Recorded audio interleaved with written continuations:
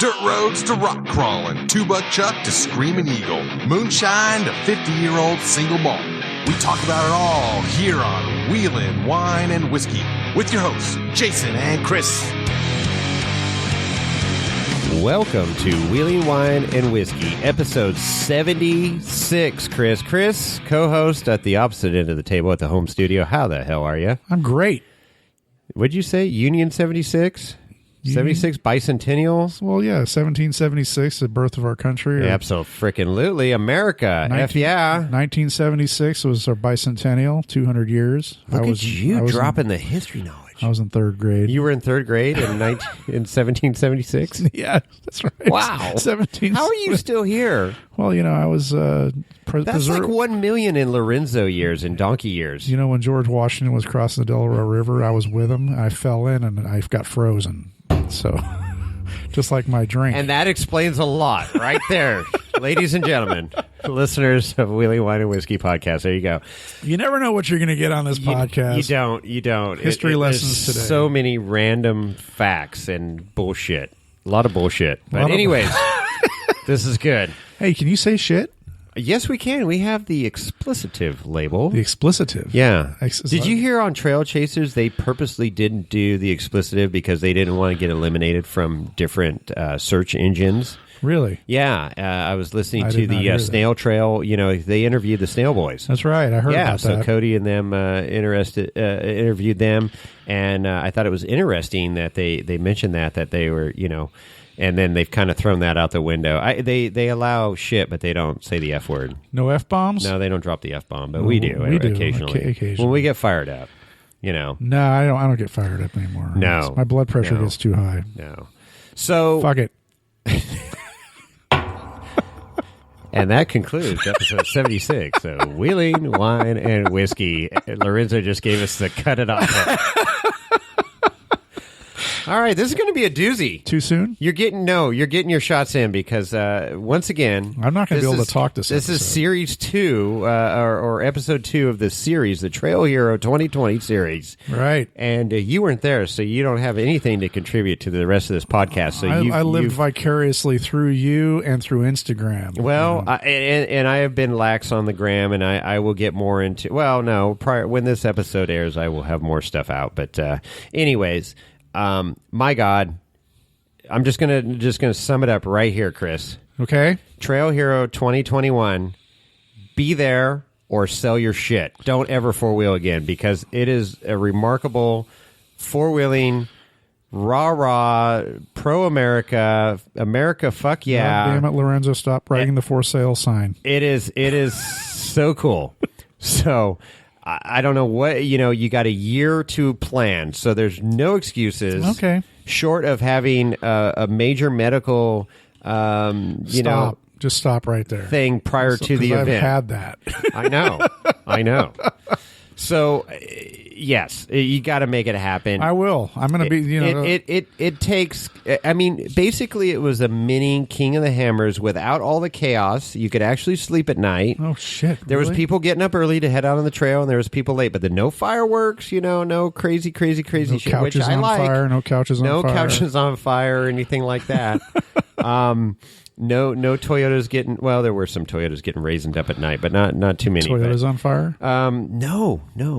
But it's just super cool, very well laid out, nonstop action from sunup to sundown. All the trails are right outside of camp in Sand Hollow there. So yeah, because I when you said you're going to King of the Trail Hero Sand Hollow, I looked it up on Google Earth, and I zoomed in, and it's like, how big is that place? And I mean, you could see the lake. And I actually was able to see the campground that you guys were in, the sand pit or whatever it was called. Sand pit, sand pit campground. And then I mean, it like extends all the way down to the Arizona state line. We're right on the border. Yeah. So I mean, is there an acreage? I mean, I don't, because it looks like a pretty massive place, but at the same time, everything seemed like it was 10, 15 minutes away. It is big. So you're actually in the town of Hurricane. Okay. So the lay folk would call it Hurricane, but in Utah they pronounce it Hurricane. Hurricane, like Utah. We're going to go yakking? Well, yeah, you're going to go yakking. You're gonna... Anyways, so... Yakking. It's a pretty damn big town. I mean, there's a Walmart. I mean, there was a Tractor Supply. Hey, I saw Cody Wagner at Tractor Supply. This was freaking hilarious. Oh, really? So I had to run and grab some package from... it ended up being a CVS that it got sent to from Rob Calisi of Element Fire Extinguisher. He sent out some brochures and stuff, so I could throw them out there to all the patrons of Trail Hero. And so I rode my motorcycle over there, dual sport, right? Picked them up, and then I'm like, I got to go by Tractor Supply because with my tire blowout, it took one of the hitch pins out of the tie down for my camper. You know, did you notice that at the time? I didn't. Well, yes, I did. So I shoved a screwdriver in there and tape. Because it's not a structural thing. Right, the weight of the camper is being pulled up on it, but it keeps it from sliding out. It's like a receiver hitch. Exactly. So I go, Tractor Supply, I can get a hitch pin there. So I go into Tractor Supply, and I'm like walking around because I know they got hitch pins in there. Sure. And so I'm walking around, and I look, and I see distinctively see Cody Wagner. He's wearing the laser nut shirt. And so he's getting ready to go up to the checkout. So I'm like, okay, let me find the hitch pins. Okay. Oh, they got the right size. Boom. I buy a couple of them. Perfect. I get in line. So there was Cody in line at the cashier. There was a guy in front of me and then me. Of course, we're all 6 foot distancing, social distancing, and wearing our mask. Although it's kind of like strongly recommended in Utah. It's not like, you got to wear it. It's like the real Wild West thing. It really is. It's super cool. So Cody's there, and this poor cashier is a new cashier, obviously, or she didn't know her stuff. And trying to look up, because Cody needed some nuts and bolts because that was that crazy video that Cody posted of him at the top of TNT. Oh yeah. And nobody had done it, and he did it and named it Clusterfuck. There you go. Boom. It happens. Explicit label. Well, no, but that's the name of it. I'm just naming the name. Clusterfuck? So he had some nuts and bolts. Well, of course, the nuts and bolts don't have a skew on them where they could just... Right. So they got to look them up in a book. In that book. And oh my God, she might as well have been looking at a UFO because she had no clue what a frickin' 5/8 bolt looked like or whatever Cody had in his hand. So she needed to change her blinker fluid. It was bad.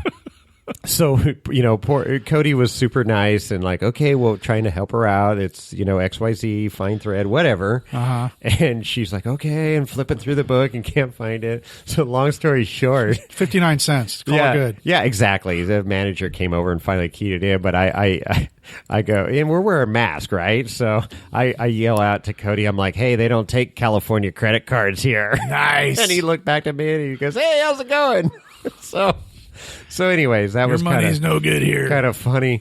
But yeah, super, super cool town. It's big, comparatively big compared to what I was expecting. I thought it was going to be kind of a one-horse town, but it's there's quite a bit going on in the town of Hurricane. Well, and there's a couple towns pretty close within. St. George is close. St. George. Yeah.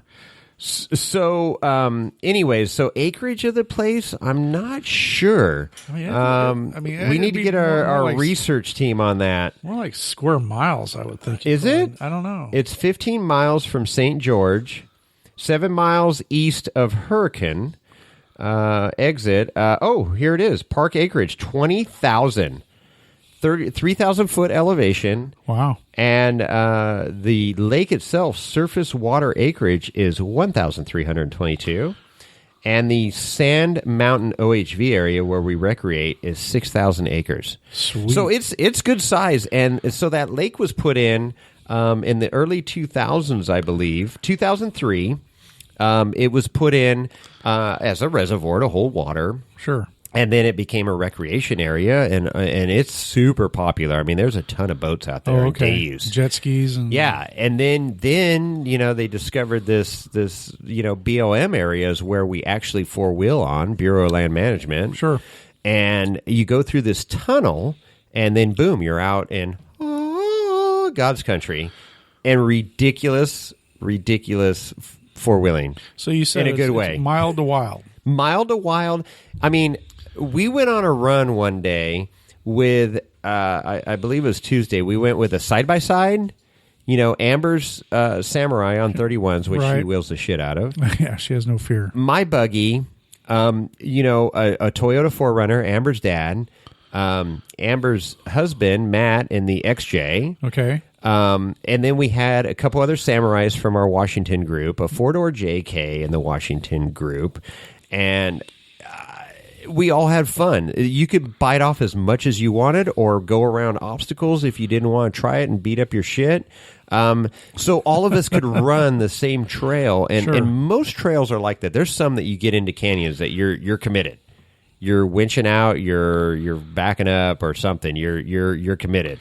But so having some local knowledge would be a plus. My God. And it's like similar to the desert out at King of the Hammers because, there's no trees or anything to reference off of. Right. And all the trails are marked. I mean, there's a nice metal sign at the beginning of the trail, boom, the Fallen, and, it's rating 9 or whatever. Okay.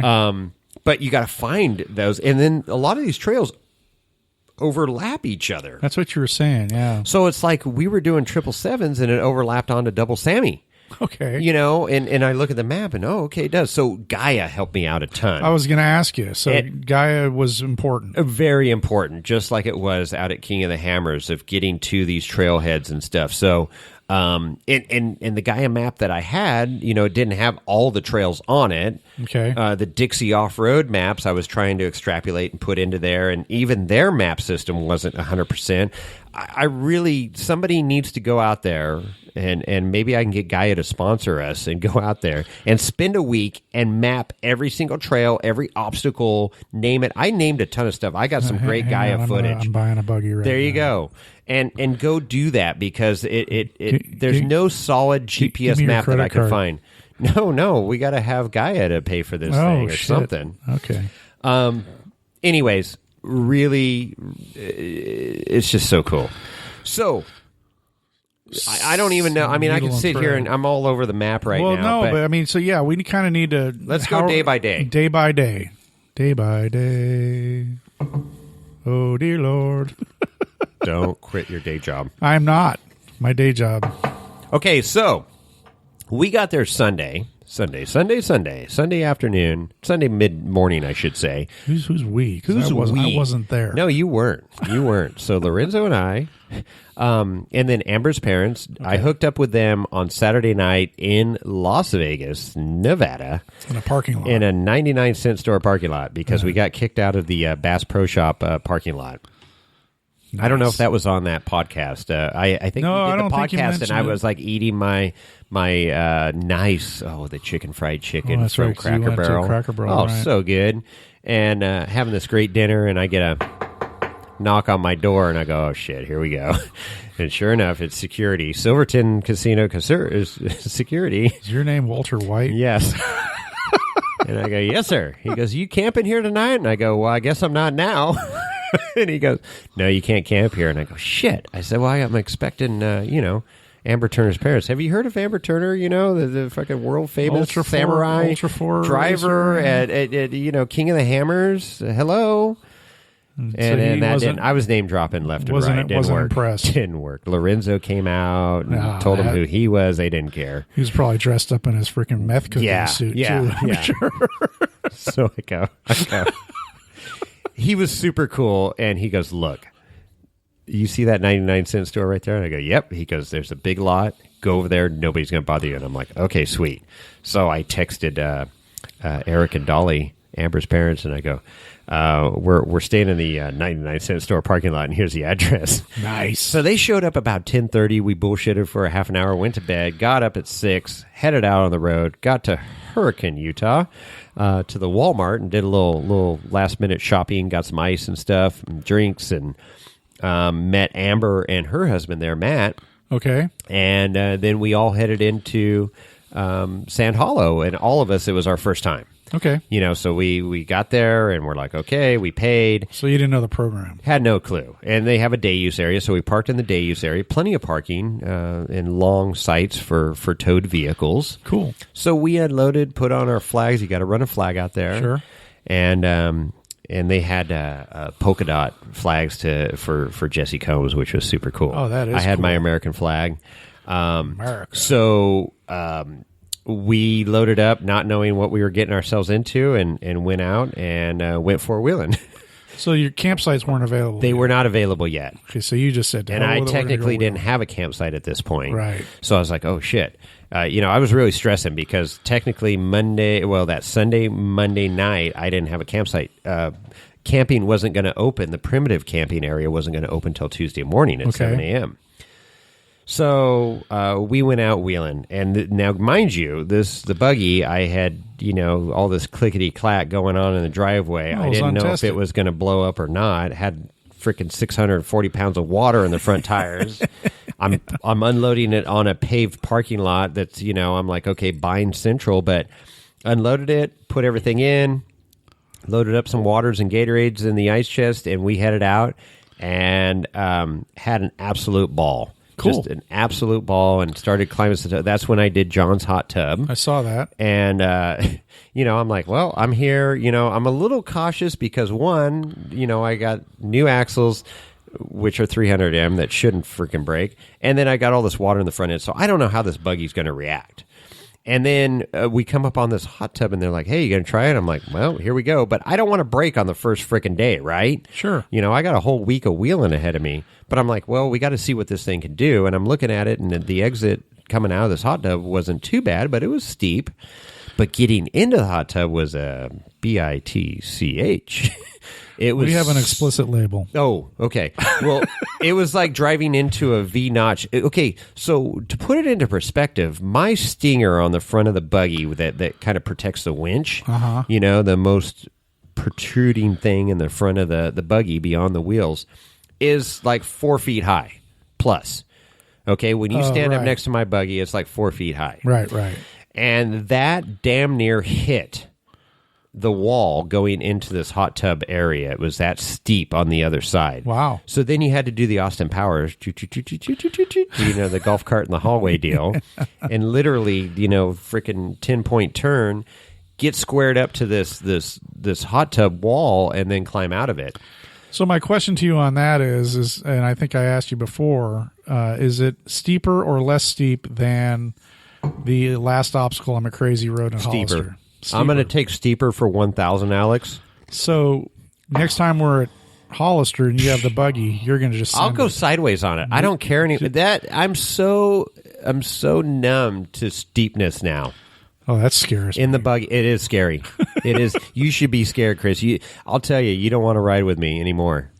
Because it is scary. I'm not going to. Lorenzo, you're in. You're on. Let's just say everybody that jumped in my buggy throughout the week put on the harnesses, full harnesses, and were strapped down tight. I'm too fat for those. And this thing just was like glued to the rocks. It was so cool. Now, granted, the terrain out there is different, and you're driving on sandpaper where you get good traction, but still.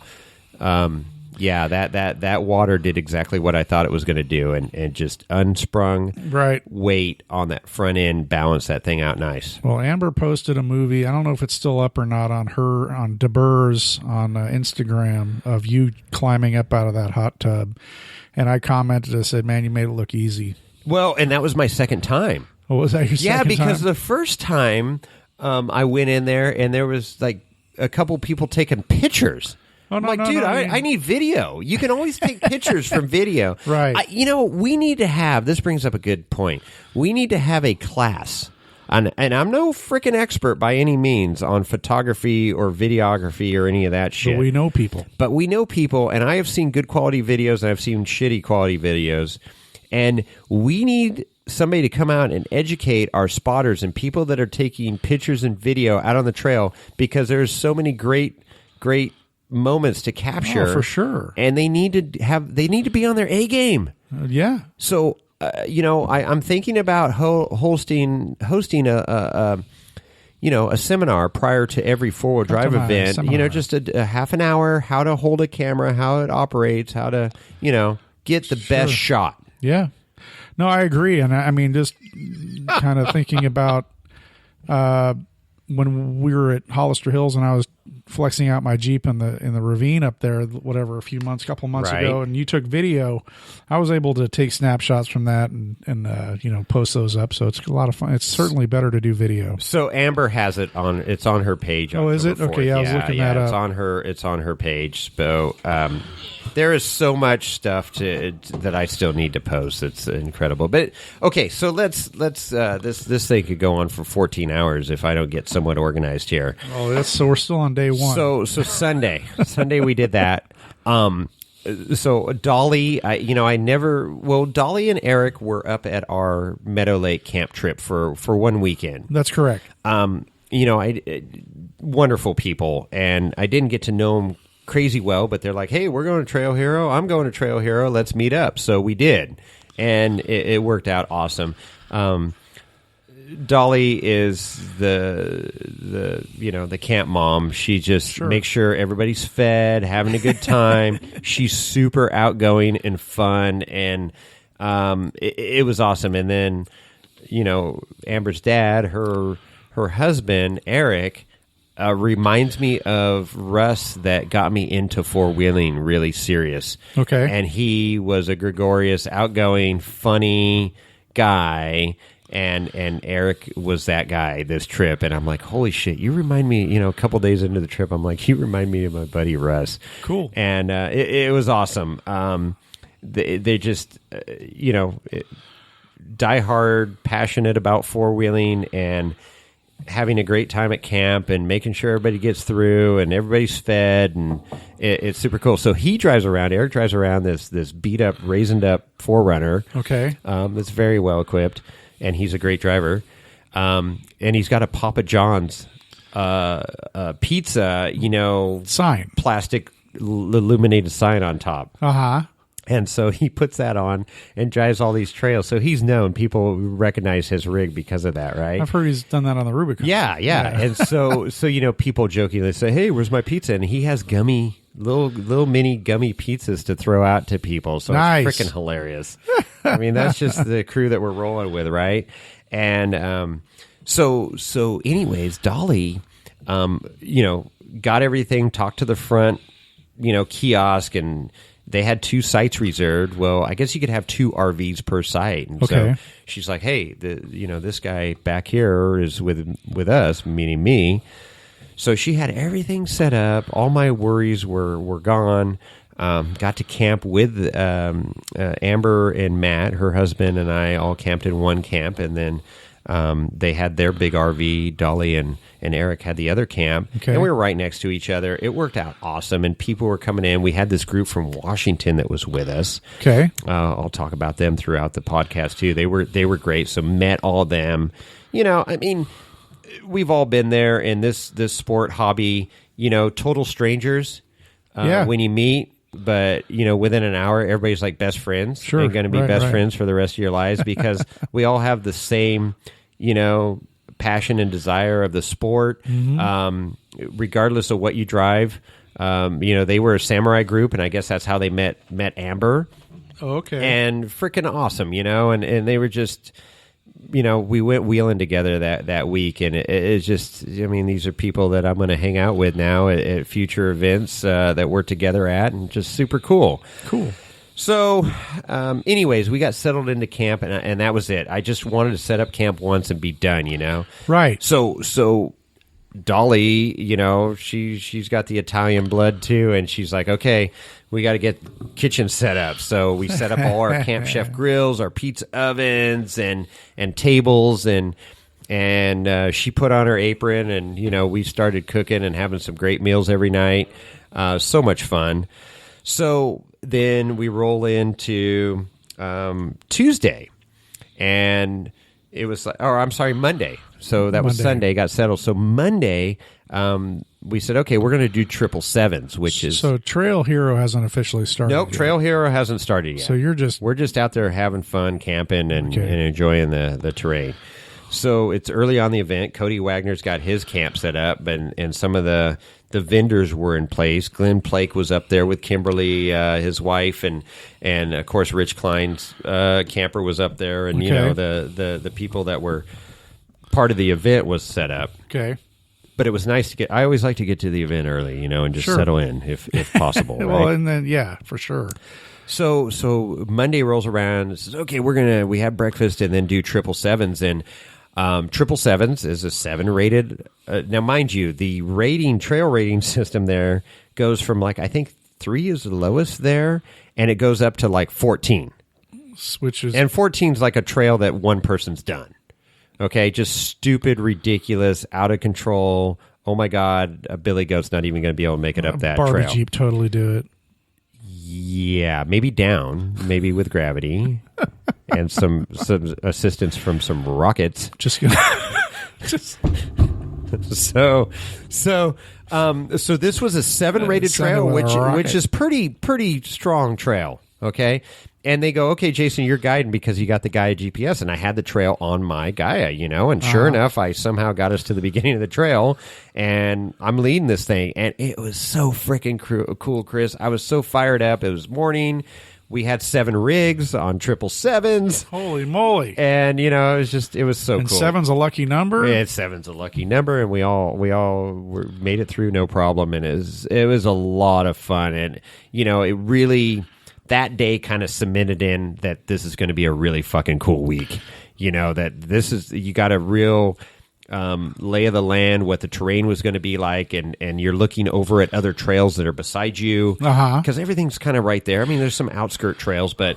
Well, that's the thing. I mean, it's... I can't even begin to relate or imagine, because all I can see is from aerial pictures and, of course, watching videos. And it's just so getting a scale of how close things are to each other, or what direction you travel in, or right. Because if you look on Google Maps or Google Earth, the more that hot tub that you drove into is marked. You can see it. You can see it on Google Maps. Oh, cool. And I'm like, okay, so that's where he was, but then it's just you talk about 777s, or you talk about the Fawn, right. Or you talk about whatever trail, and I'm like, there's really no comprehension unless you're actually have boots on the ground, Yeah, and even from, everything's so close, and from our camp, you can look up and see the hillside. And at night, you could see all these light bars and fucking disco lights and shit, all the rock lights up on the hill. That's what it's I'm all saying. Right there. That's what I'm asking. So it's you're in camp, and it's you night run, and you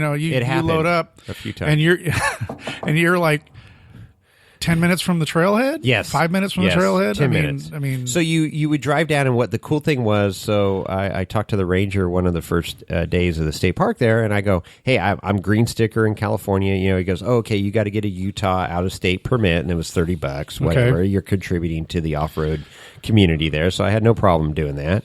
And I go, because there's a paved road, about 2 miles long, that goes from the main kiosk. There's a store there where they rent side-by-sides. They rent water equipment, water sport stuff out on the lake. And then, they got ice and stuff there. And then you got the campground, and then you got the primitive camping out on the beach. Right. So I'm like, he goes, you can drive anywhere you want inside the gate. And I'm like, wow, okay, that's cool. So you would drive down this road, or you could drive in the sand if you wanted. And then you go through a tunnel, and then now you're in BLM land. Okay. And it's free willy out there. I mean, there's you could go in the sand dunes, you can go on these trails, you can go around this, you can go over here, whatever you want to do. I mean, it was really cool. So there's a lot of sand, and then there's a lot of rock. Yeah, and there's rock in the sand, which was wild because it was different from Moab, because Moab's all rock, right. Sandstone and stuff, and then where red rock, and where this is red sand, the super fine. Okay. If you want to see some, I still have some in my shoe here, but it's super fine, and and the traction on the rock is great. But I was talking to some locals and stuff, and people that have been out there a lot, is they get a good windstorm, that the trail changes because of the sand blowing onto the rock or off the rock or whatever. So, anyways, cool stuff. So I was leading 777s. And I'm leading my map, and then I look down. We stopped, a couple times for people to catch up, get photos, and then I'm like, oh shit, we're off the trail. But Double Sammy's right in front of us, and so I get on the radio, and I'm like, hey, do we want to backtrack and go back on 777s, or do we want to continue on Double Sammy? And they're like, oh, let's go on to Double Sammy. So we just popped onto Double Sammy and go. What's that rated? I think that was a 6 or a 7 as well. Okay. They're all kind of in that I don't want to say middle range, higher end range. It was no joke. I mean, but it was doable. Sure. But and the traction is good, but there's some cracks and stuff that you got to straddle and negotiate, and walls and off camber, some serious off camber. If you don't like being off camber, don't go on any of those trails because, yeah. I don't have a problem with that. Yeah, and so then, so we finished up that trail, came back to camp on a high, like this place is fucking badass, and everybody's fired up and giving high fives. That's the 5th F-bomb. Yeah, and then so we, I didn't know we were keeping count. Lorenzo keeping count over there? He is. He's got his little accountant hat on. Well, that's kind of special. Fucker. 6. Okay, so of course we're at camp and we're still on this high, being there, settled in, and we have dinner, and what happens next, Chris? Night run. And I don't think I'm not taking credit for this night run because I don't think I'm the one that said it. There was talk or kind of dinner, but I didn't instigate it. I know I did not instigate it. I'm going to hold that. Bullshit. I did not instigate it. I'm I did bullshit. not instigate it. No. I think it was one of the Washington crew that instigated it. But anyways, so we go out on this night run. And so 777s during the day was the first time that I went IG live, Instagram live. So I thought you had to have like 10,000 followers or something, dude. But that's on Facebook Even or something. I can do that. Well, yeah, apparently, yeah. So I texted Lorenzo and said, "Hey, can I?" He goes, "Hell yeah, you can do IG live." So we did during the day, and it was okay. I'm learning my way. Well, it paid off big dividends because that night on the night run, and we hooked up with so Randall, one of the guys from Washington. Okay. Met up with them, and with this whole Washington crew. We had Randall, his wife Sam, Bill that's got this. So Randall has a 4-door JK. Bill and Greg have these setup Samurais that are badass. Right. Okay. Had fun wheeling with them. And then, so Greg and Heather are a couple that had one of the Samurais. And then Johnny motherfucking Davis, and we'll get into him in a minute. So he was a passenger. He was a passenger. So okay. You're keeping track. I love it. So anyway, so Randall goes, dude, he's into the Instagram thing and really got a well set up JK there, 4-door. He's got RCVs at the front. And I mean, he's got the S-Pod. I mean, this rig was set up. Cool. So he goes, hey, Adam's coming over. Oh, that one dude, Oh, that one dude with the JK? Yeah, and I met Adam before, but I never really talked to him, just kind of in passing. Hey, Adam, how you doing? Blah, blah, blah. And so, he got his rig back together, obviously, from the accident at King of the Hammers. And so him and then, that one chick, his girlfriend, wife, I don't know, wife, are they married? I don't know. I don't think they're married. Maybe they are. I don't know. She's cute. She's never nice. met either one of them. Super cool. So they went with us with a couple of their friends and set up Jeeps. So we're leading this shit show, and it turned into a shit show right out of the gate. Get up to the trailhead, and we're going along, and I believe I was in the lead. It was Milt's Mile. Why are you always in the lead? Well, because I had the GPS. Oh, that's and right. I like being in the lead because there's no dust. You kind of get up. You get up an obstacle. Now, you're the first one to go up the obstacle, which isn't always the benefit. But, I like trying to figure it out. Exactly. I like trying to figure it out and get up, and then I can take video and stuff. So or Instagram Live. Or IG Live, which turned out to be in our favor here. So so we're up there, and I hear over the ham radio that, hey, we got a rollover, and I'm like, who? Nobody was answering. I sounded like a damn owl up there. Who? Yeah, well, it turns out it was Amber. The Burrs. So I go running down the hill. Okay, IG Live, and I get it going. And of course, most of you have seen that. If you haven't, go to Wheeling Wine and Whiskey IG page. That's right. And check it out. But yeah, she was totally on her side. Johnny motherfucking Davis was in the right seat, but I was calling him Brian for some reason at this point, and I was not drunk. Mind you, I was not drunk. I was not drinking on these trips. So I go over there, and I was calling him Brian, and he responded. He kind of paused the first time, and then he just kept responding to Brian. To hell with it. I'm like, why didn't you, So we were all laughing, and the funny thing is Dolly, Amber's mom, was watching this live, Instagram live, at camp. She wasn't with us.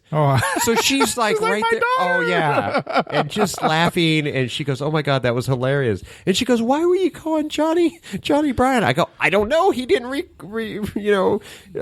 tell me any different. He didn't correct me. He looks like a Brian to me. He did look like a Brian. He totally looked like a Brian, not a Johnny. And so I'm on Brian. So he got out. Amber got out. We got him uprighted. Okay, fine. So I shut off IG Live. That's right. I'm watching now. Even I tuned in. Adam's got to come up. Yeah, you were on there, and I was trying to interact with everybody, learning how this whole thing worked, and so. All these other rigs had to come up, and that was an optional line that crack that we were in. Of course, I had to try it and made it up, and then Amber went in there and threw it on the side. But it 4 wheeling is a game of inches, and a lot of luck's involved, right? And so it didn't work out so well for her. Got her upright, got her through, and then so we're starting to guide the other rigs up, and then all of a sudden, out the corner of my eye, and I hear this crash. And I look up the hill, and my buggy's up the hill, mind you. And I look up towards my buggy, and I see these taillights invert. And hear the crash. Inverted. We were inverted. What was that movie? Top Gun? Yeah. So we were inverted. So anyways, I'm like, holy shit, Amber just rolled. And she was on her roof. Lid. The roof. Fully inverted. The roof is on the rock. So obviously she was okay. Full roll well, cage. that was, that lane over on the side, and whatever. I've seen a lot of rollovers, and some haven't been so good. Most of them, are just a flop, and okay, it's just taking a little dirt nap or whatever. But this one, when you're on the lid, that's pretty freaking serious because you're upside down. Now you got to get out of your harness or your seatbelt. Right. And the potential of fluids leaking and catching on fire are pretty freaking high. It's legit. So, I'm like, oh, shit. Need your E50 element fire. Yeah, exactly. So I'm like, go up. And so the first thing is, are they okay? Yes. It was just Amber in the rig at that time. Okay. And so she's like, no, I'm fine. You could tell she was upset that she rolled. And then I'm like, okay, and then I'm looking for liquids. Well, of course, there was some gear oil and motor oil coming out, but I didn't smell or any gas. And then they shut off some gas line. Her husband ran up their mat. And so it was like, okay, well, now it's time to video. And so got IG Live going again. Right. Time. And then I beamed in. I'm like, what? What? Less than 100 feet. Yeah, I'm like, what's going on here? Why didn't you show the rollover? If hindsight, if I kept everything rolling and was just going down, we would have caught it. But yep, so it didn't. Yep. But so, anyways, obviously Amber did it for the gram, and that's what her and she has a great attitude. I got to say, because I would have been pretty freaking pissed. I wouldn't have been a happy camper. No, no. I just know myself, and I wouldn't have been a happy camper. And she was upset at herself. She's like, "What the hell? I'm better than this." And I'm like, "Well, shit happens, But she had a really good attitude. Everybody was safe. Nobody got hurt. We got video of it getting flipped back over by 6, 7 people flipping it back over. Right. Yeah.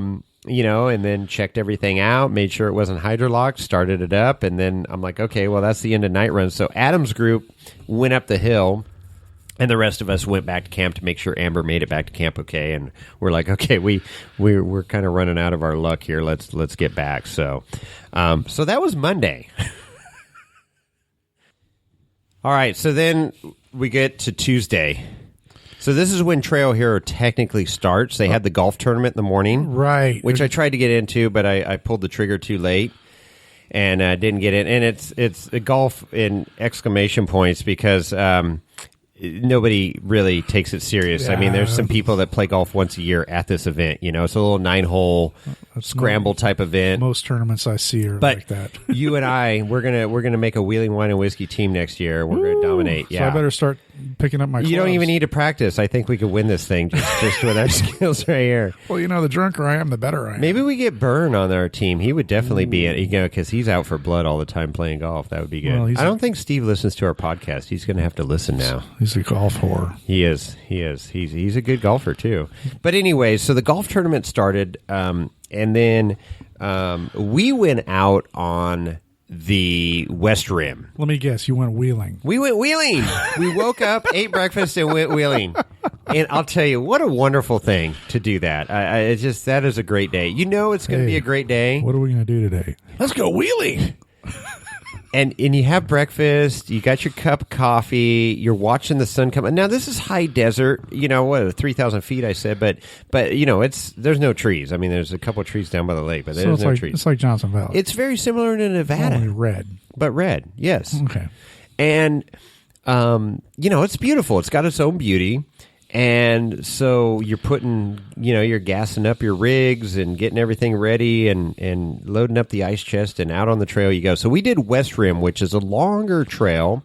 There's West Rim and West Rim Light. West Rim Light I know is like a 3. I think West Rim's a 4, 5 range, but nothing super hard. And that's the day we went out with some friends of Amber's, I believe, that live in the area that had a side-by-side. They live in the Sand Hollow area. Correct. Oh, okay. And so they were kind of our trail lead that day, because you go out through this tunnel, and then you either go left or right or straight, and you go to the right for this West Rim, and it's, you just follow this fence line.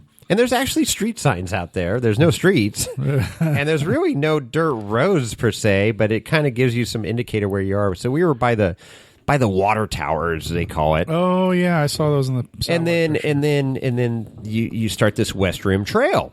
And that's the day we had the side by side, we got the Samurais, but well set up Samurais, and the JK, and my buggy and stuff. And so right, we get out there. My God, what a cool trail. The scenery is unbelievable on that trail. You start climbing up on this West Rim. Sure. And the views are incredible. We went through the squeeze, which was like this narrow canyon. And I mean, my buggy barely fit through there. I mean, I was rubbing on both sides. No kidding. Oh, yeah.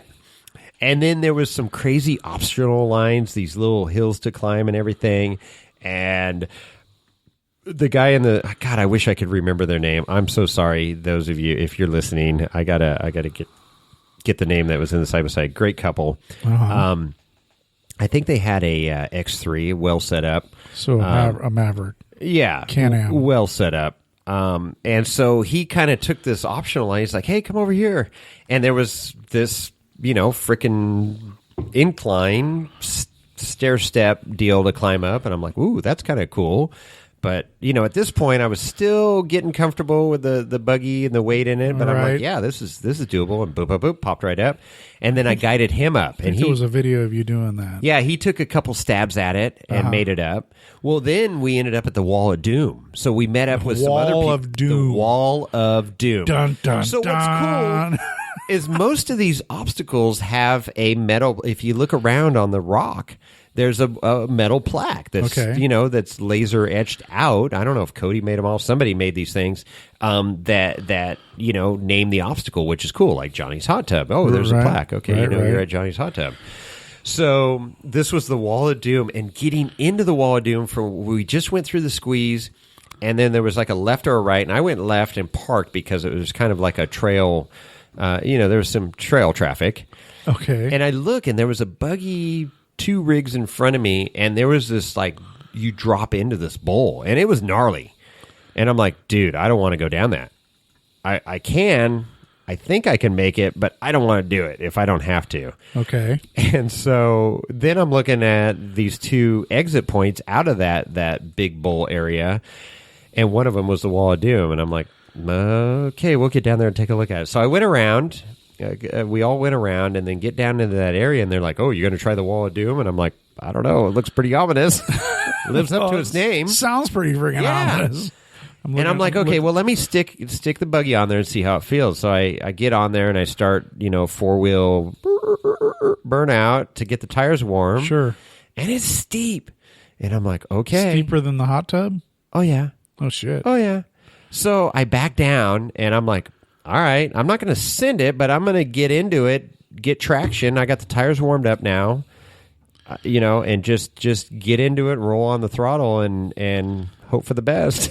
Well, yeah. And that's what I did, and I got the suck down winch on the front, so I did suck down the front. Oh, okay, good. So I sucked down the front, had the tires warm, and just rolled into it in first gear, and burp, and it caught traction and popped right up, and I'm like, that was freaking badass. That's cool. Somebody got video. Yeah, there was video. It's posted on the IG, so that was actually Randall sent out a video, and that's _who's _asking. So _WHOS _ASKIN, and that's Randall that posted that video up. So, anyways, cool. It was cool. That's like I say, you could bite off as much as you want, or you could bypass stuff.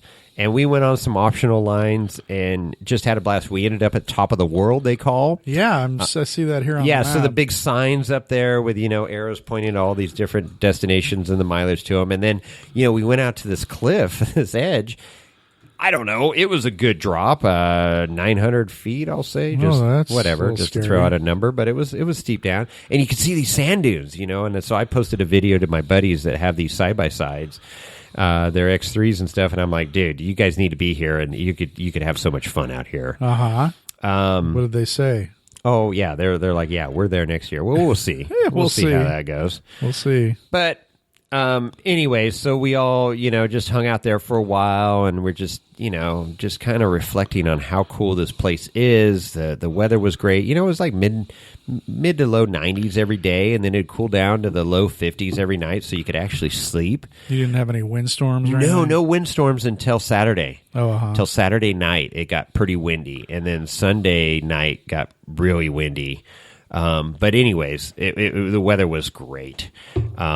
Cool. And so, no, it was hot. Hot. And so this Washington crew, I got to give a shout out to this Washington crew. I keep referring to him. So you got Randall, who I just threw out his IG. So the _who's WHOS _ASKIN. Who's asking? That's right. Randall. Okay.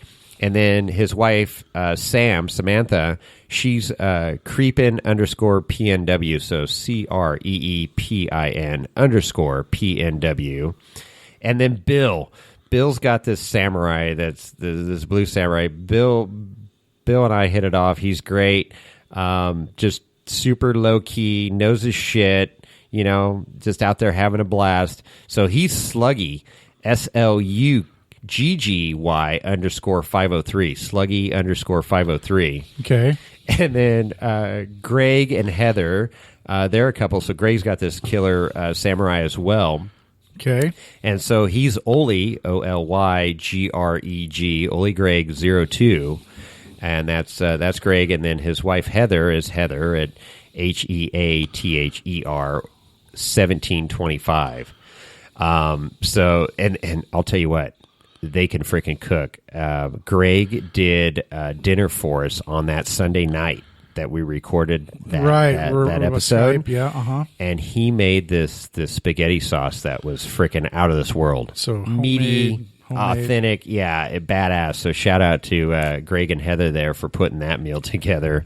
So we had a big spaghetti feed that night at their condo. So while they were cooking and you're recording, they were also wrenching. So Bill and Greg were out there wrenching the garage. Greg was changing out a transfer case. Unfortunately, that first day, that Sunday, his transfer case wasn't shifting properly. Something was going on. He brought a spare transfer case. Suzuki Samurai transfer case isn't that big. Just got it. So he had a spare. Got it in my back pocket. So he went back early and started changing that out.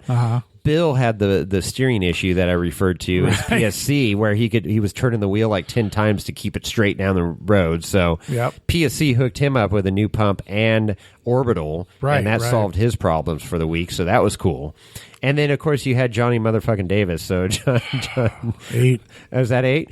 So he's at Black Cummins 2000 Dodge guy. You would have liked Johnny. He was fun. Ram trucks, man. Yeah. So Black Cummins. So BLACKCUMMINS 2013 is Johnny So MF Davis. His truck's like a 2013 then? Well, hey, how'd you deduce that? Well, that means he has deaf. I don't know. But he was deaf. He can confirm that. He didn't know his own name when I called him Brian. Well, Brian, deaf, Johnny. It was great. Ram. We had a lot of fun with this group, this crew. Again, I've done this numerous times, been out wheeling, and you don't know anybody. And I knew once I got to Trail Hero that I was going to make a bunch of new friends, and we did. So it was great. Well, I mean, it's we experienced that at KOH, earlier in the year when we were down there. And I mean, you knew Dan and his gang, Steve, and those the Utah guys. Group. Yeah, I had never met them before. Oh yeah, and so we became fast friends pretty quick. It was that day on the trail when we did what was that trail we did? Not Outer Limits. Yeah, it was Outer Limits. It was Outer Limits, I think, yeah. I mean, that's just funny. I mean, this is a complete, rabbit hole. Yeah, but no, it's true. But I just like going on Outer Limits, this isn't that bad. I could drive this trail. And then about 10 minutes later, fuck, this trail's pretty gnarly. Yeah. Welcome to King of the Hammers. It's like, boy, if I step out of the buggy right now, I'm going to fall about 32 feet. Yeah. So, anyways, it's so cool, and I mean, like I say, I handed out so many business cards and stickers to people, and without being like overly like, oh, hey, here, have a, I was like, hey, do you listen to podcasts? Oh yeah, kind of, no, whatever, and hey, I got, okay, cool. But you meet these people, and it's just it's so cool. I love this sport, hobby, whatever you want to call it. Lifestyle. It is a lifestyle, and everybody's in it to win it, and has the passion. So now we're on a Wednesday, hump day. What day is it? Hump day. Mike. That was a great commercial. So appropriately on Wednesday we did Double Sammy.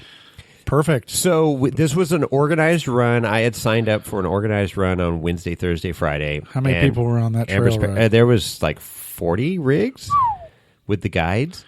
So it was a little bit of a cluster in the morning. Okay. They had everything lined up on the beach and a sign, of the trail. And so it said Double Sammy, line up here. So I lined up there. Well, there's a bunch of like side-by-sides intermongst us, and nobody was really kind of coordinating this deal.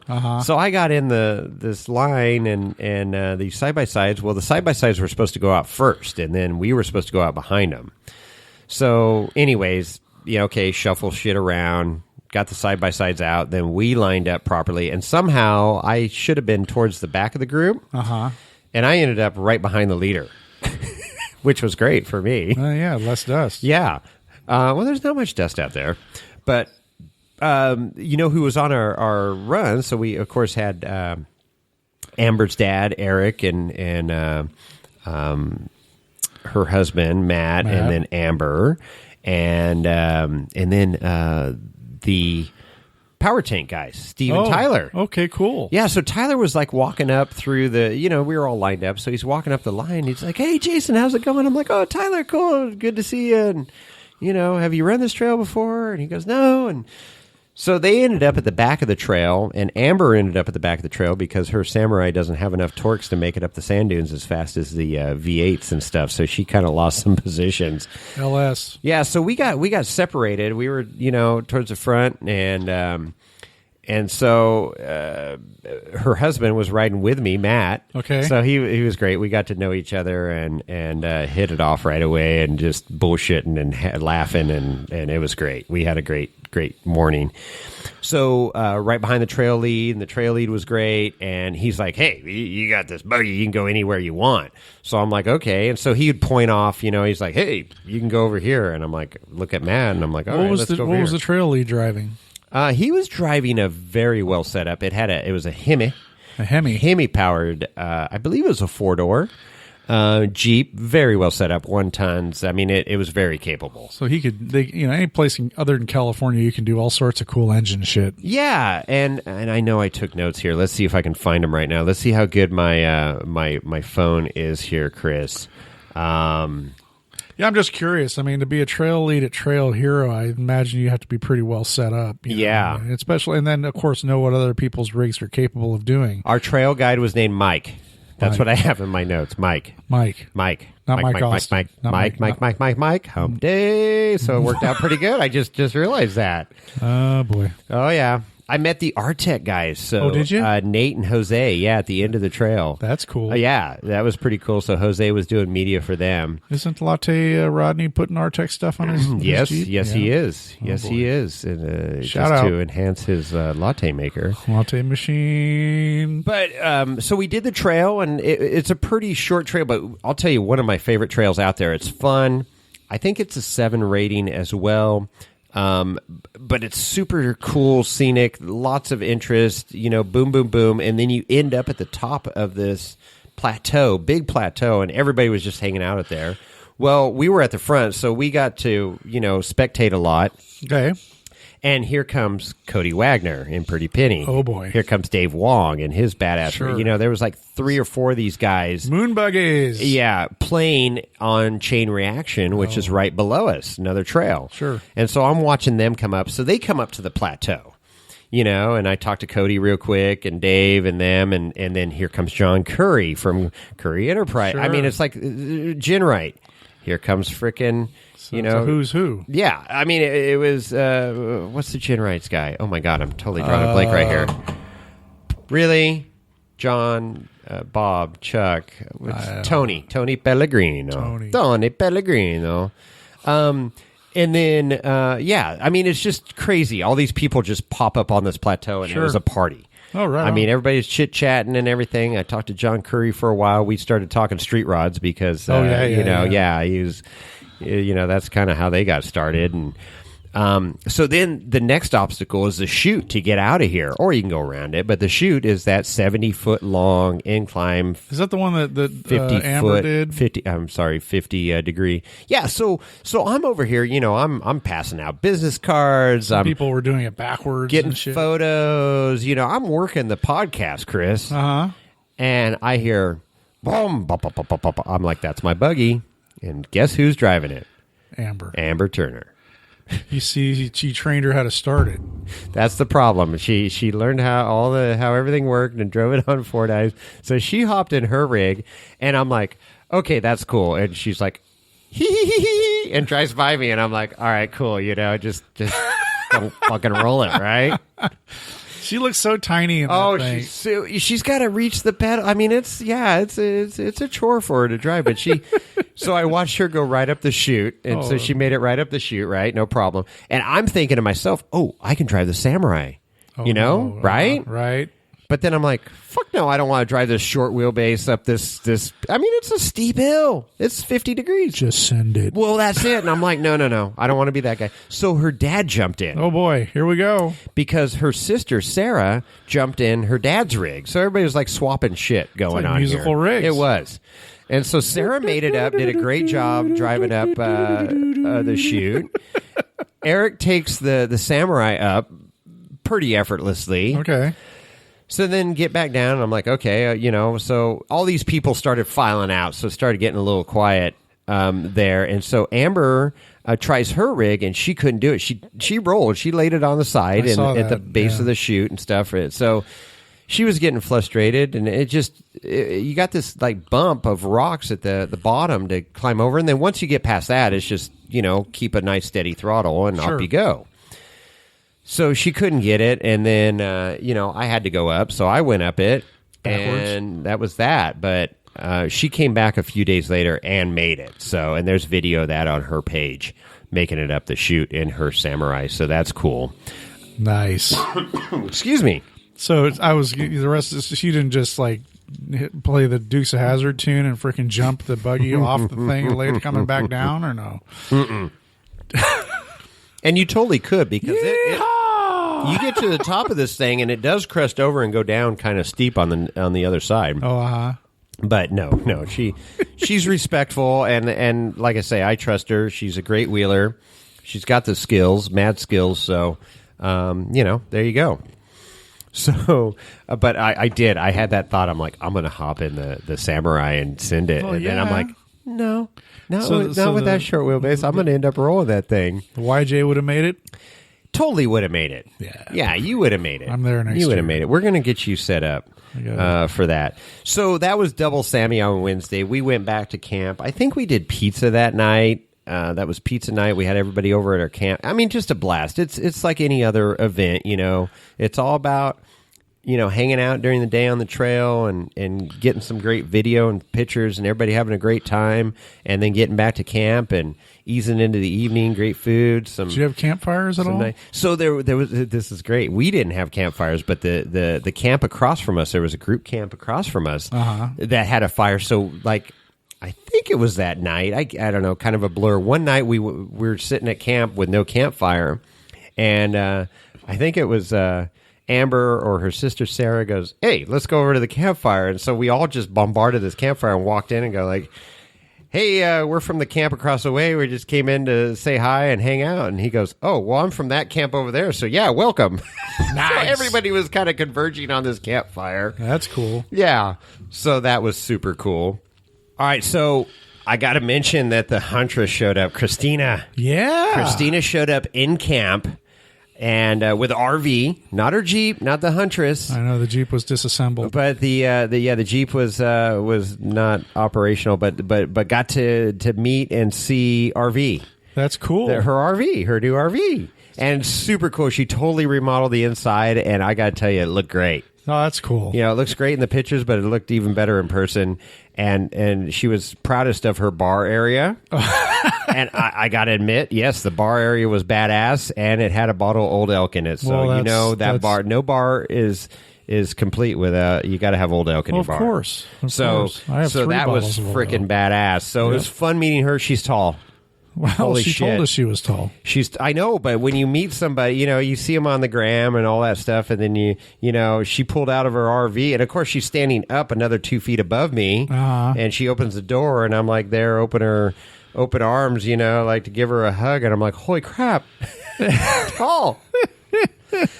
So it was awesome to finally get to meet her. We interviewed her in the past, and what episode was that, Chris? You're going to have to look that up. Episode 43. Is it 24, 43? 61. We'll look it up. No, I don't know. We'll look it up. But anyways, so it was great to see her. And then she hung out with us the rest of the week. Oh, that's cool. And she went wheeler. She couldn't fit in my buggy. She goes, "There's no way I'm getting my legs in the buggy." She never right-seated with you. No, she wanted to. Wow. But she goes, I can't fit. I go, "Yeah, you can fit." No. So she rode with Amber.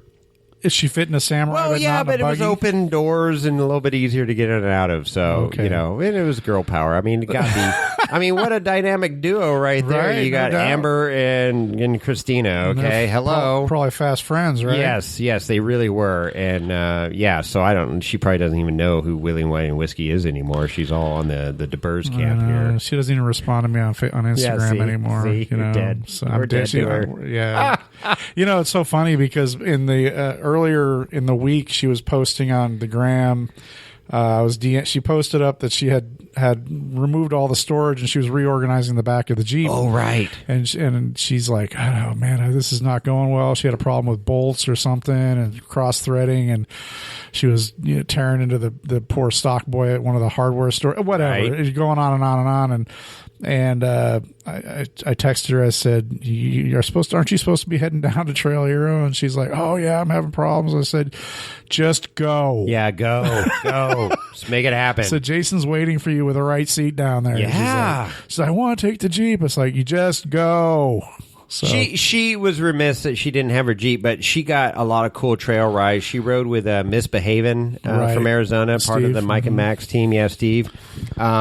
So I think that's Scottle Steve too, right? Is that Scottle? I tried to meet him, but again, you know, it wasn't as hard as Hammers to meet up with people. You had cell reception and stuff, but everybody was so damn busy. Oh, yeah. It's like, hey, I'm here at your camp. Well, I'm out on trail. Or, you know, hey, I'm here at your camp. Well, I'm out on trail. Or I'm at the condo or whatever. That was like Arturo. So, yeah, exactly. So, anyways, Huntress Off-Road, if you didn't listen to that episode, go back and listen to that. Christina, and it's HUNTRESSOFFROAD, Huntress Off-Road. That's on Instagram. And check that out on the gram. Check out Christina and follow her. She lives on the road. She eats, breathes, lives the Jeep life and absolutely loves it. And it was awesome to meet her in person, and she's a great cook, by the way. She made a great dinner for us one night. Some polenta and sausage, and sweet. Yeah, very, very cool. And then also showing up later that Wednesday, shortly after Christina showed up, was Rich Russell from Rig Times. Oh, nice. He popped into camp, so I actually got to put a face with that interview that we did with Rich. Rig Times, and got to see his rig. Oh, good. And so the three of us hung out. Yeah, Oscar Mike. Right on. So we hung out with him in the afternoon, and Christina and I, and that was a blast. That was really cool. To meet him as well. So he's at OSCAR_MIKE_2013. That's right. For Oscar Mike 2013. That's his personal page, and then of course Rig Times is his other page on the gram. So check it out.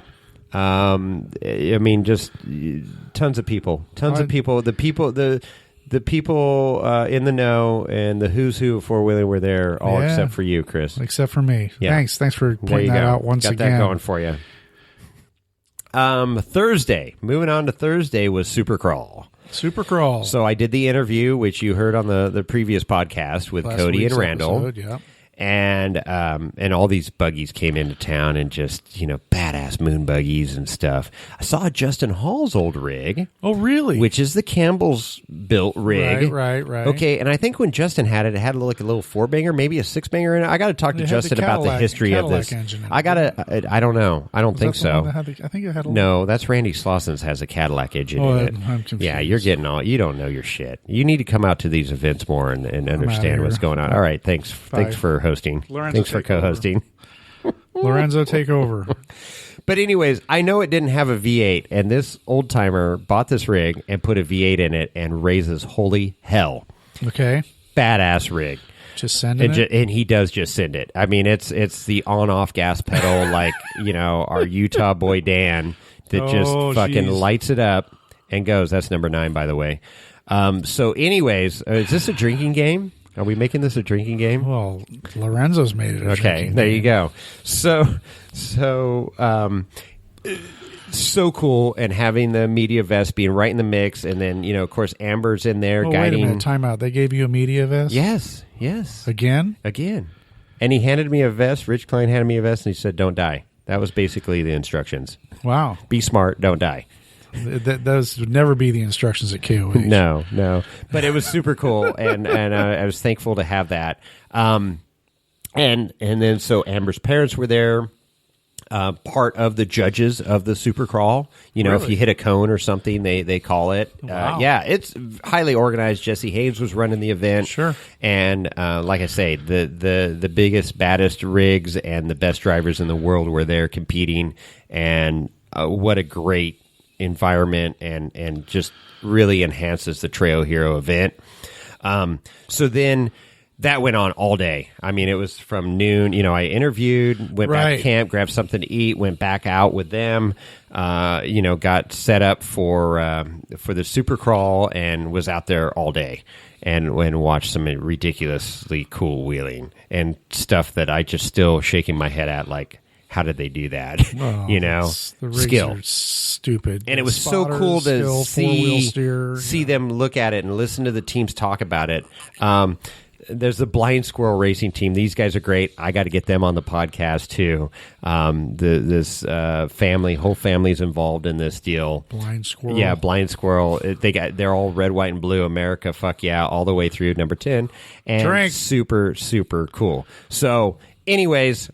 That was all day Thursday, and that alone was worth the price of admission, which in reality, you don't have to spend anything to watch that event. You could come out to Sand Hollow, pay the day use fee or whatever, $10, and watch that event and go home and got, $2,000 worth of entertainment. So wait, you spent $2,000 to go? No, to I this thing? didn't. I'm just saying it was, just as a metaphor. Jesus. Hashtag Jason. Now you're all literal. Hashtag literal. Hashtag bring the podcast down. Hashtag I wasn't there, so I'm going to sabotage the podcast. Hashtag I wish I was there. Hashtag So, okay. We're going to talk in hashtags for the rest of the episode. Hashtag bite me. I used to hate hashtags when that first came out. And then now I love the hashtags. And I got to compliment Amber. Her hashtag game is strong. Her post, if you read, there's some people that don't even read the hashtags, but you need to read Amber's hashtags. Yeah. I like to get creative with my hashtags, come up with some funny shit. And anyways, there's a little side note. Yeah. Okay. Read the hashtags. Read the hashtags. So going to Friday. Now, Friday. Hashtag Friday. Friday fun day. You're cracking yourself up there. How about another drink there, Chris? Oh, shit. It's not even noon yet. Lorenzo is looking at you funny. Well, he's funny. He's shaking his head. Well, whatever. What's that mean when he does that with his ears? Is that like attack mode, or what is that? Or he's like questioning you? He's disappointed or sad. Oh, he's clearly disappointed in you. I think he wants to kill me. I don't know. I would step back. Hey, Lorenzo, come over here. There you go. All right. Back to the show, folks. He's so soft. Jason talked him down. All right. So Friday fun day. Okay. So as if all that wasn't enough, but wait, there's more. So Friday we did the Fallen, and this was an organized run. No, I shit canned the Thursday Friday organized runs because I mean it was great, and don't get me wrong, the organized run's great.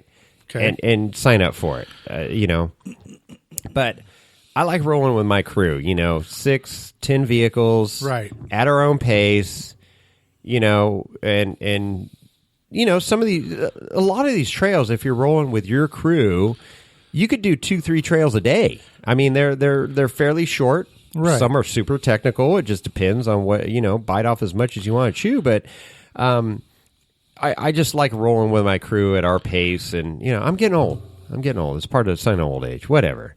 So fine, I'm okay with it. But we did the Fallen, and the Washington crew did the Fallen the day before, so we didn't run that with them, unfortunately. And I wanted to, but it didn't work out. So we ran the Fallen that day, and again, I was leading to find this thing. I had it on my GPS, and had I not had the Gaia GPS, there's no way I would have found this frickin' trail. Maybe I would have, but, there's some fences that you can kind of follow to get to it. But it literally, which is very apropos, at the beginning of the trail, it's in this trench, and there's barbed wire fence up above, and you drive under the barbed wire. Seriously? Yeah, you drive under the barbed wire, and there's a sign there, and I'm pretty sure Cody made these things. They're laser cut out, and it says, the Fallen Trail. And so it is dedicated to all the fallen heroes from all our wards. Okay, great. Fought in America. Cool. And so you can't help but feel patriotic as you go through this thing and reading the plaques and, kind of, just holy shit. This is all these different wars that America has fought. And unfortunately, we lost a lot of good people. So you start this trail out and, excuse me. You each obstacle is named after a war. So right. World War I, World War II, Iraq, Pakistan, Vietnam, blah, blah, exactly. Blah. Yeah. And the plaques are up on the wall, prominently displayed. And this is a 9 rated trail, I believe. So pretty gnarly.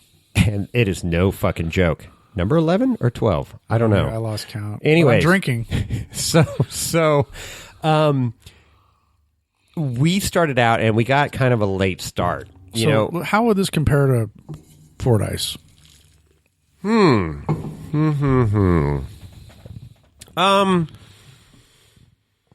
mean, as far as technicality, yeah, because the terrain's different, right? You're moving on Fordyce. You're on granite rocks that's moving underneath you. Where at Trail Hero and these trails, you're on sandstone that's like driving on sandpaper. There's no.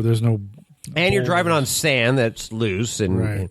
but the rocks aren't moving underneath you. Okay, but the steepness and technicality is there on point with Fordyce. You going to make me pick what's harder?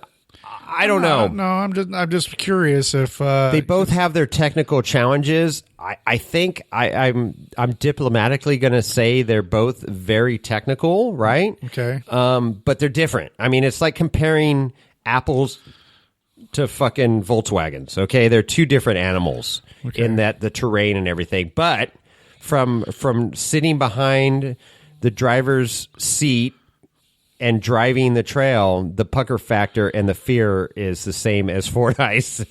And well, that's. I mean, I'm curious now. I'm real. I want to go. I'm gonna go next year. That's my plan.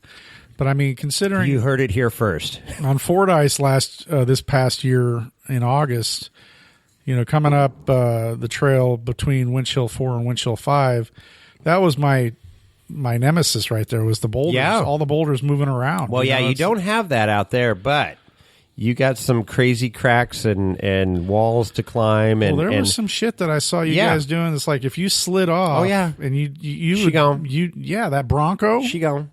That was on the Fallen Trail. Okay, so all those Broncos. So let me continue. Yeah. So the technicality is definitely there, and we could have a whole podcast arguing what's more difficult, but it's the pucker factor is there on both trails. So this Fallen, we're going up. We got a late start. We find it. We start going up our first obstacle, second obstacle, getting photos. Everything's great. Sun's coming up. Another wonderful day in paradise, and here comes the organized trail group for that day. Okay. So I'm like, oh, shit, we got to get going. Well, Matt got hung up in this one obstacle and ended up turning sideways, and it was like, oh, my gosh. So I'm like, okay, hey, we got to get you out of here. So we had to winch him out, and then by that time, the trail leads were right up on us. Okay. And I'm like, crap. I'm like, we don't want to stop the trail crew, Right. So we need to get ahead and stay ahead.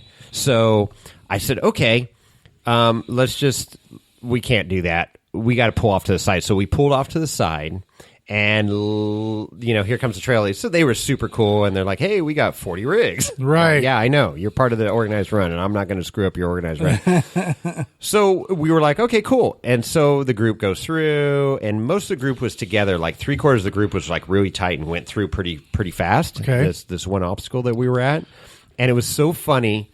Amber, her dad, Eric, Matt, her husband, and I was filming, but they were the Itty Bitty Tippy Committee. Itty Bitty Tippy Committee. IBTC? Yeah, the IBTC. So it was so funny because these Broncos came up, and these were the built Broncos. They were the Bailey built Broncos and the CBM Broncos. I mean, and then the Bronco came up that we saw at SEMA. Oh, that's tubed out, black with the green flames, which was the number one rig to finish that competed and finished number one winner at King of the Hammers. Right. That was the Bronco. Right. So this guy's like the third owner that owns it, but I'm like, dude, that's the Bronco that won the Hammers. They're like, really? And of course, went up to the guy. I'm like, dude, this is the Bronco that won the Hammers. Yeah, you were at SEMA last year. Yeah, it's super cool. Right on. So it was like, and seeing all these full-size, full-body Broncos come through. Beautiful, beautiful freaking American Iron coming up the trail. Woo! And I was like, this is freaking awesome. So it was so entertaining to watch them. And so we were helping them through this obstacle. While I was filming, Amber's Itty Bitty Tippy Committee was helping them flip them back up on side or keep them from rubbing body panels and shit. And got through. And then, so we were right on their tail the whole way. And we got to watch them go up the Fallen. And these guys, I got to hand it to them, because if I owned any of those Broncos, they were all beautiful and all very well built. But the bodies, some of them had a few scratches and stuff, but they were pretty pristine. Well, they got some body damage. They took some scratches. They beat up their rigs getting up this trail. And I'm like, this is exactly why I got a buggy, because if I scratch my tubing, get out the Krylon when you get home and touch it up, Boom. And but I admired them, and they built them to wheel, and they wheeled the shit out of them. Good. And that was super cool to watch. And so we got up and obstacle, watching them, and you get towards the end of the trail. There's I believe it was the Iraq obstacle, and then the very last obstacle is this trench that's named after a colonel. And it's kind of optional. A lot of people don't do it because it's pretty sketch. Yeah. And a lot of Broncos were having trouble just getting to the Iraq obstacle and then getting through the Iraq obstacle, and then they get up to the trench, and then there was one Bronco that was so stuck that we had to get 4 winches on it to get it out safely. Yeah, and I will post this stuff up. I mean, I just need, like a week to sit down and go through all these photos and video, but really cool to watch. So Matt, Amber's husband with the XJ, comes up to that now they've cleared out. We watched them. They got them out of the trail. They're done for the day. All right. Gone. And so now we kind of have the trail to ourselves. A couple other people that were running the trail for fun that day came up on us. We let them go through. Matt broke. Oh, yeah, okay. He broke the 3 out of the 4 steering bolts, or bolts on his steering box from the frame. For the power steering frame, box. I'm putting in air quotes on the soulless XJs. Shitbox. It was shitbox. But his is cool. It's set up. And he wheels the hell out of it. So he goes, oh, crap. And, I'm like, dude, you just broke the bolts, I think. And sure enough, he verified, just broke the bolts. And so normally I would have those bolts with me. I carry a ton of bolts in my Jeep. Yeah. I didn't have them. I'm digging through my stuff in the buggy. I didn't have any spare bolts. So long story short, he had bolts to camp. I go, dude, hop in the buggy. So it was about a 20-minute buggy ride trying to find our way back to camp. I mean, it's not too hard because it's like, oh, there's a lake. Let's head to the lake. But then you got to find a trail that takes you there. And we ended up on some cattle trail through the Manzanita. It was starting to get real narrow. And he's like, dude, I think this trail's running out. I'm like, no, there's a trail over here. And we found that and then got down. It's a single track. Pretty much. It got turned into a damn near quad trail. So we get back to camp. He found the bolts right away. I grabbed some more waters and Gatorades and stuff, threw them in the cooler, and we headed back up there. And he was fixed within 20 minutes, And then I'm like, I got to go up these last 2 obstacles. I got to finish the Fallen. I mean, this trail is epic. And, I had that video of Amber sending it on one wheel, basically the passenger rear wheel, and she's riding up this wall, freaking wheelie and going. Didn't say fuck. Oh, wait, I just did. That's 13. So, drink. Going up. And so I get into that obstacle, and, of course, the buggy is just so freaking fun and gets in there and wheeled out of that. Well, now it's time to do the trench deal where, I mean, you're literally got the passenger side. Wall, right? The passenger side tires are riding on their sidewalls on this wall. Right. And if you slip, you're into the trench and you're screwed. So, and by this time I had faith in, Eric and Matt and all these guys guiding, I mean, they know their shit, right? You feel out like, do you want these people to guide you or not? And I'm like, no, they know their stuff. So, so I drove up that thing. And when you come off of this crack, and there's a video and I'll post it up. Local knowledge is absolutely essential out there because your instinct is to come off this wall and get back down on the sand, right? Like, get me off this freaking thing. No, you want to keep your driver tires.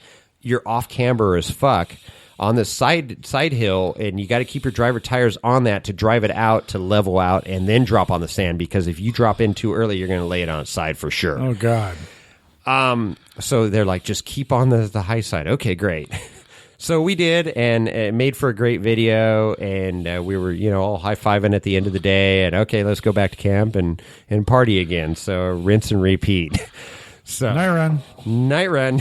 No, we didn't. Did we do a night run that night? I don't know. I don't think so. That's I Friday. think we did fire pit again. Okay. I don't know. And then Saturday, I was like beat. I mean, it was nonstop. I'd wake up at like 6:30. Fix my coffee, kind of hang out in the camper, get a little caught up with the gram and emails and stuff, and then pop outside. And then it was like breakfast, put gas in the ring, check everything out, and head out on the trail all day. And then come back at night, have dinner, clean up, shower, all that stuff, and then, hang out the rest of the night or night run. So by Saturday, I was kind of beat, and they said, okay, we're gonna go do a run this morning. They were doing. God, did they go? They ran out and did Milt's Mile, and then we were going to do the maze in the afternoon, and that was my last trail on my bucket list for that trip that I wanted to hit. I hit way more than I thought I was going to hit, but I wanted to do the maze. I heard so many great things. And I go, you know what, guys? I need to catch a couple interviews. I got to try and make an effort here, or else Chris is going to fucking kill me if I don't make 14? Yeah, that's 14. Kill me if I don't get a few interviews in the can. So I made it a valiant effort. to get a couple more interviews. I was talking with a couple people that, Don't give it away. I won't, but I was there, and unfortunately, a couple of them, it just never panned out. It's so busy and trying to cross paths and respect their time. Well, and I stuff. wasn't there to help you. And you weren't there to help me, so you were about as worthless as tits on a bull. So I go, okay. Story of my life. I go, great. So I spent all day at the trade show, walking around with my backpack. I had swag, stickers, met a bunch of cool people, met Wes and Dakota from Beat Not Baby. Oh, perfect. So yeah, and of course Amber knows them real well, so talked with them, met kind of a quad. She epitomized Beat Not Baby this week. Oh, she did. And I had that video of her beating on her fender, trying to get the front clip on the grill and everything, which was great. Kind of a quad is her Instagram handle. So she is kind of a quadriplegic, and she's in a wheelchair. Kara, and super cool. Met her, talked to her. We're going to get her on the podcast as well. So she was at the Beat Not Baby booth and chatted her up. And I met her on Tuesday at the opening ceremonies there. Yeah. So that was super cool. But what else was I going to say? Holy smokes! Just so many vendors there. Oh, I talked to. Premier Power Welder, Greg, the owner of Premier Power Welder. So he had a booth there, and was I go, how's the show? And he goes, man, this is great, ton of people, and it was. I mean, there was a bunch of people milling around. I mean, they said they had 80 vendors there. Holy crap! And it was. I mean, it was legit. And then they had the stage with the band and everything, and I'm like, holy crap, this is a really cool event. So I went back to kind of rest a little bit and grab.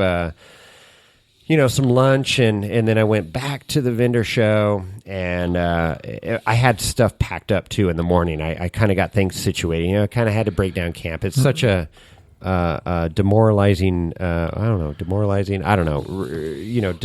time to pack up. A sad day. It's a sad day, so I like to do it in stages and kind of like, okay, pack up, have a beer, relax, okay, pack up some more.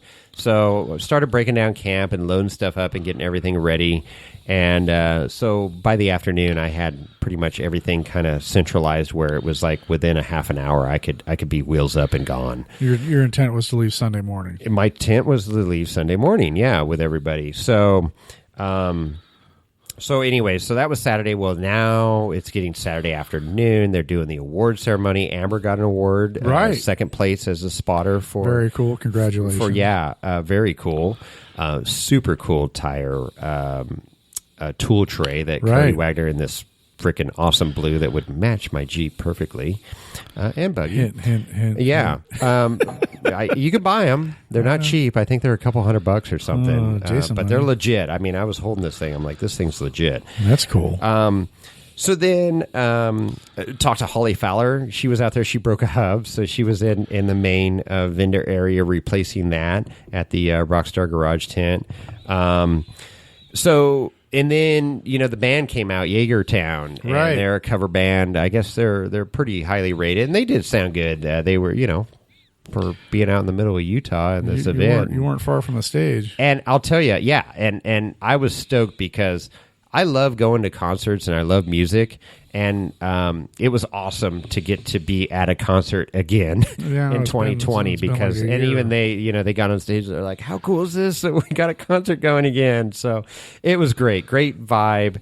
And then that ended around 9-ish. They did a little encore because people were like, freaking play some more. And Rich is over there like giving the cutoff symbol and okay, a couple more. Can't make any noise in Utah. No, it wasn't that. It was like they had the raffle to do, and they had a shit ton of prizes for the raffle. Gotcha. Okay. So the raffle went on to like 10:15. So I stayed for that and watched. I mean, there were some killer prizes there. Tires. No, of course not. I'm about as lucky as a freaking. I don't win anything in raffles. Very few raffle prizes I've won over the years. Shit. So, anyways, that was Saturday. So then Sunday. You can't give it away. I can't. We're going to have to end the podcast here. But I brought back some swag for you from Trail Hero. Very cool, man. Some cool laser cutouts from that say Trail Hero on them. that Cody Wagner cut out for the participants, and stickers from Beat Not Babied. Awesome. Shirts. Yeah, I got shirts from Arturo that, that's not necessarily Trail Hero, but Arturo had sent them, and, all that. And other things we can talk about in the next episode. Yeah, so this one's getting long-winded, and I'm getting tired, but holy smokes, people, if you're into four-wheeling and you got a buggy, you got a Jeep, you got a Samurai, even if you got a raisined-up Toyota, I know, right? You got a side-by-side. Or a YJ. I wheeled with a YJ that was really well set up. Nice. Bring it and run it. There's something for everybody out there. All you got to do is stick a flag on it and send it. Well, that's what you said. I mean, you said, we were talking earlier in the week, you said, you and I could wheel side by side. You get to a point where a major obstacle is, and it's like, I can go left, you can go right, and we'll meet on the other side, and it's totally killer, Yeah. I was so impressed with how that buggy handled with the water, and it really balanced it out well. And it was funny because, there was people, because that buggy frame chassis was built in Utah. So some people recognized it and like, oh, that's, Score Off Road. And I go, yeah. And I how do you like it? I go, I freaking love it. Perfect. And you start looking at it, and it just performed very well. Now, it makes me look good because, it's like I say, you just point and shoot. But I've gotten a lot of confidence in it, and to see what it could do, I was like, this is badass, and that terrain is no joke. And I had a blast with everybody. And if I met you out there, hit me up on the direct message on Wheeling Wine and Whiskey on the gram, or Jason at wheelingwineandwhiskey.com. You can hit up Chris and ask him why he wasn't there and when he's going to be there next year. But it is awesome. Definitely mark it on your calendar. Trail Hero 2021 in October, and you will truly be remiss if you miss it again, and there's no excuses. Nope. Because they made it happen in a shitty time in COVID 2020. I'm telling you. And I'll tell you, this thing's growing, and I got some insight on what's coming next year, and I am super excited. Oh, boy. Okay. Well, there you go. There you go. Boom. Anything else? There's a ton more, but let's leave it at that. Make it happen. Right on. Make it happen. And on that note, we're out.